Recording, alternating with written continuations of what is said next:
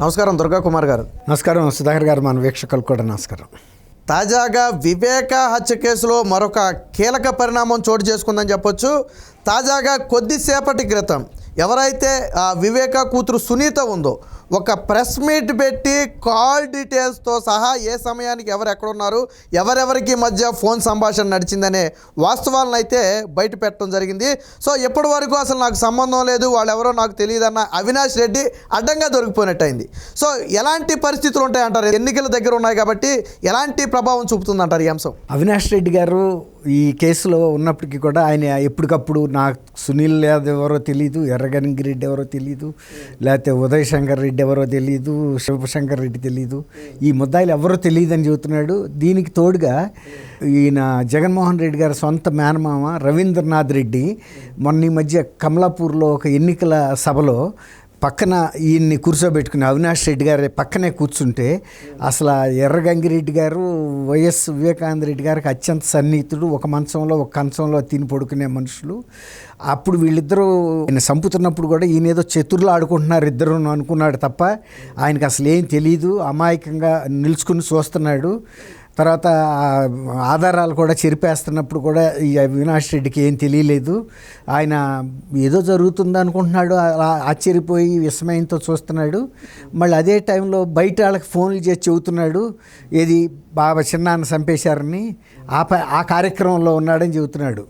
ఆయన చెప్పేది ఏమాత్రం పొంతం లేదు. అవినాష్ రెడ్డి గారు కూడా ఇప్పుడు వరకు ఏం చెబుతున్నాడంటే అసలు ఇందులో నాకు పాత్ర లేదు, అసలు గూగుల్ టేక్అవుట్ అనేది కూడా అసలు అసంబద్ధమైన విషయం. రెండోది అసలు నేను ఇందులో మాత్రం నా చిన్నాన్న నాకు ప్రచారం చేసి వచ్చాడు ఆ రాత్రి కూడా, నాకు తెలియదు ఆ విషయం, అలాంటిది నేనెందుకు ఇందులో పాత్రధారణ అవుతా అన్నాడు. కానీ ఇవాళ సునీతారెడ్డి గారు ఇక ఇంతకన్నా మంచి సందర్భం లేదు, తను మళ్ళీ ఎన్నికల్లో కూడా పోటీ చేస్తున్నాడు అభ్యర్థిగా, కాబట్టి దీంట్లో ఉన్న పూర్తి సాక్ష్యాధారాలతో సహా ఇవాళ ప్రెస్ ముందు పెట్టేశారండి. ఏమీ తెలియదన్న మనిషితో గత 3 నెలలుగా అవినాష్ రెడ్డి గారికి ఫోన్లో పదే పదే సంభాషించాల్సిన అవసరం ఏముంటుందండి? అనేక సార్లు సంభాషించాడు. కొన్నిసార్లు ఈయన ఫోన్ చేసినప్పుడు ఆయన ఫోన్ స్విచ్ ఆఫ్లో ఉంది, ఒక్కోసారి ఎంగేజ్లో ఉంది, ఇలా అన్నీ రికార్డ్ అయి ఉన్నాయి. రెండోది వీళ్ళందరి మధ్యలో కూడా ఏ సమయంలో విత్ సెకండ్స్తో సహా ఫోన్ సంభాషణలు జరిగినాయి, ఎంతసేపు మాట్లాడుకున్నారు, ఒకవేళ ఫోన్ కలవకపోతే ఏ టైంలో ఫోన్కి ట్రై చేశారు, మళ్ళీ ఆ తర్వాత ఎప్పుడు మాట్లాడుకున్నారు, ఇలాంటి చిన్న సూక్ష్మమైన ఆధారాలతో సహా ఆమె విత్ టెక్నికల్ ఎవిడెన్స్, అది ఆమె రాసుకొచ్చినవి కాదండి. సర్వీస్ ప్రొవైడర్స్ ఎవరైతే ఉంటారో ఇంటర్నెట్ ప్రొవైడర్స్ ఏ యాప్ల ద్వారా మాట్లాడుకున్నారు, వీళ్ళు వాట్సాప్ ద్వారా మాట్లాడుకున్నారా, ఇన్స్టాగ్రామ్ ద్వారా మాట్లాడారా, రెగ్యులర్ టెలిఫోన్లో మాట్లాడారా, ఇవన్నీ కూడా విత్ సెకండ్స్తో సహా రికార్డ్ అయిన అఫీషియల్ డేటాని చూపిస్తున్నారు. ఆమె ఊహించింది కాదు, చేత్తో రాసుకొచ్చినవి కూడా కాదు. వాటిని ఎవరు కూడా డినై చేయలేరు. తర్వాత వీళ్ళిద్దరు ఫోన్లో కూడా క్రాస్ ఎగ్జామినేషన్ చేస్తే కరెక్ట్గా ఆ టైంలో ఈయన ఫోన్ చేసినట్టు అతను రిసీవ్ చేసుకున్నట్టు కూడా ఆధారాలు ఉంటాయి.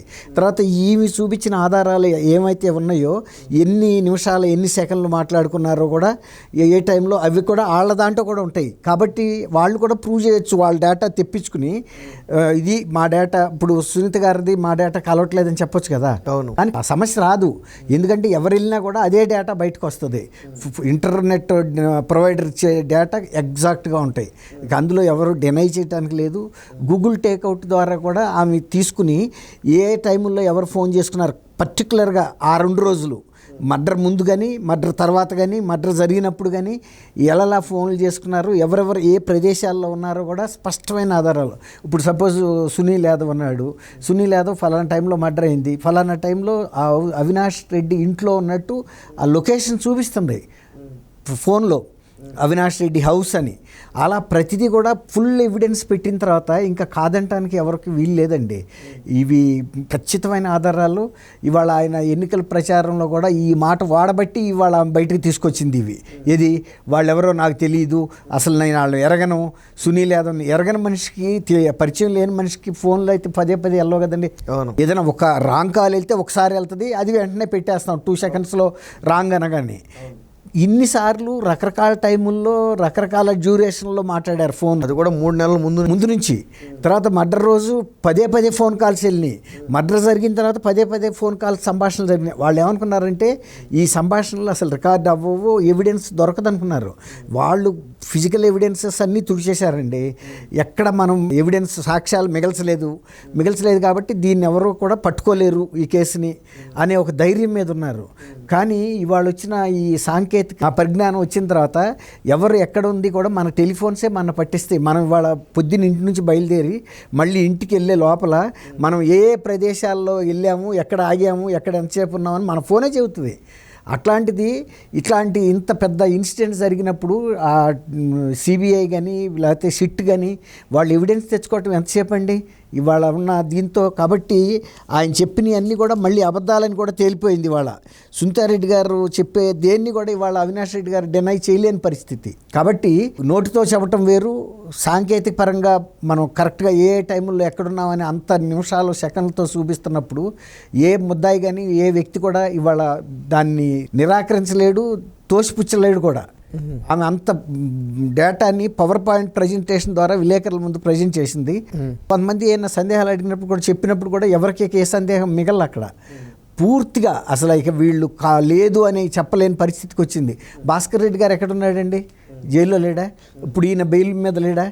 కాబట్టి ఇన్ని సాక్ష్యాధారాలని తర్వాత అందులో కొంతమంది ముద్దాయిలు ఆ రోజు రాత్రి ఇంటి ముందు నుంచి పరిగెత్తుకెళ్తున్న విజువల్స్ కూడా చూపించింది.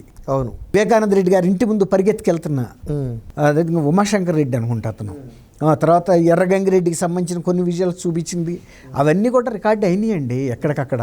కొన్ని వాయిస్ మెసేజ్లు కూడా వాట్సాప్ వినిపించింది ఆల్రెడీ లైవ్లో. అవును, రకరకాల యాప్ల ద్వారా వీళ్ళు మాట్లాడుకున్నాయి. అవన్నీ కూడా డినై చేయలేరు కదా. కావాలంటే ఫొరెన్సిక్ ల్యాబ్కు పంపినా కూడా అవి ప్రూవ్ అవుతాయి. పగడ్బందీ ఆధారాలు ఉన్నాయి కాబట్టి ఈ కేసు నుంచి అవినాష్ రెడ్డి తప్పించుకోలేకపోతున్నాడు. అవునండి, ఎట్లా తప్పించుకుంటాడు? ఇప్పుడు తను ఎంపీ అవ్వచ్చు, లేకపోతే ఇవాళ ప్రజలు ఇచ్చిన అధికారం జగన్మోహన్ రెడ్డి గారికి ఉంది కాబట్టి అధికారాన్ని కేంద్రంలో ఉపయోగించి కేసుని డిలే చేసుకుంటూ వస్తున్నారు. కానీ ఇన్ని సాంకేతిక ఆధారాలుగా దొరికిన తర్వాత ఫిజికల్ ఆధారాలు చేర్పేశారు. ఆ మాట వాస్తవం. ఏది రక్తాలు తొడవటం, బట్టలు మార్చడం ఇవి చేయగలిగారు. కానీ ఆయన ఒంటి మీద పడ్డ గాయాలనైతే తీసేయలేరు కదా. ఎన్ని పోస్ట్ మార్టంలో రికార్డ్ అయినాయి కదా, ఎలాంటి ఆయుధాలతో చంపారనేది. హార్ట్ అటాక్ అయితే కాదు కదా, హార్ట్ అటాక్ అని వీళ్ళు చెప్పారు, పేపర్లో వేశారు. తర్వాత కొన్ని నారాసుర రక్త చరిత్ర అని చంద్రబాబు నాయుడు గారితో కత్తిబట్టి చేయించారు. అంతవరకు వాళ్ళు చేయగలుగుతారు. కానీ ఎవరు చేశారనేది ఇప్పుడు నారా చంద్రబాబు నాయుడు గారి ఫోన్ ఆ పరిసరాల్లో ఉన్నట్టు ఏదన్నా ఒక్క టవర్ చూపిస్తుందా? వీళ్ళకి మాత్రం ఎక్కడెక్కడ ఉంది కూడా, ఎక్కడ కూర్చుని తాగుతున్నారు, ఎంతసేపు ఉన్నారు, మళ్ళీ ఈ ఇంటికి ఎంతసేపు వచ్చారు, అక్కడ ఎంతసేపు కూర్చున్నారు, వివేకానంద రెడ్డి గారి ఇంట్లో ఎంతసేపు ఉన్నారు, మళ్ళీ అక్కడి నుంచి మళ్ళీ వెనక్కి వెళ్ళారనేది కూడా అన్ని టెక్నికల్ ఎవిడెన్సెస్ని ఎవరు కాదనలేని పరిస్థితిగా సునీతారెడ్డి గారు చాలా సక్సెస్ఫుల్గా చూపించగలిగారండి. ఎవరికి డౌట్ లేకుండా, బియాండ్ డౌట్ అంటారు చూసారా, అన్ని ఇప్పటి వరకు రకరకాల డౌట్లు ఉండే. అవునండి, ఇప్పుడు ఇక ఆ డౌట్లు ఏం లేవు. చాలా క్లారిటీగా విత్ డయాగ్రామ్స్ వేసి ఎవరి నుంచి ఎట్లా ఫోన్లు వెళ్ళి, ఎవరి నుంచి ఎట్లా వెళ్ళి ఆ నిమిషాలు సెకండ్లతో సహా చూపించారు. కాబట్టి ఇంకా చెప్పడానికి ఇంకా ఏం లేదు, ఒప్పుకు తీరాల్సిందే.